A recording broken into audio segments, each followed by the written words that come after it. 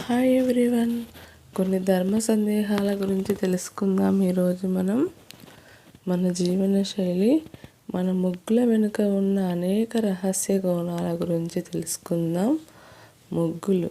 ఇంటి గడప ముందు ముగ్గులో భాగంగా గీసే 2 అడ్డగీతలు ఇంటిలోనికి దుష్టశక్తులను రాకుండా నిరోధిస్తాయి.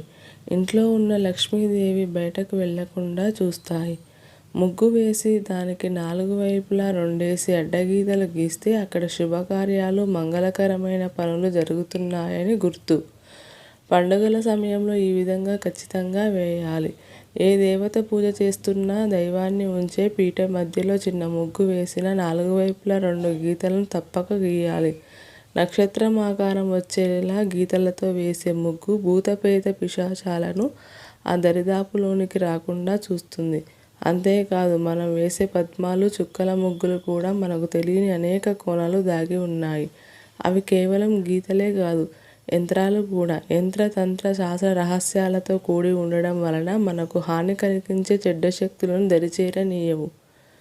అందుకే ఏ ముగ్గునైనా తొక్కకూడదు. తులసి మొక్క దగ్గర అష్టదళ పద్మం ముగ్గు వేసి దీపారాధన చేయాలి. యజ్ఞయాగాదులలో యజ్ఞగండం మీద 4 గీతలతో కూడిన ముగ్గు వేయాలి. నూతన వధూవరులు తొలిసారి భోజనం చేసే సమయంలో వారి చుట్టుపక్కల లతలు, పుష్పాలు, తీగలతో కూడిన ముగ్గులు వేయాలి. దేవతా రూపాలను, ఓం స్వస్తిక్, శ్రీ గుర్తులను పోలిన ముగ్గులు వేయకూడదు. ఒకవేళ వేసినా వాటిని తొక్కకూడదు.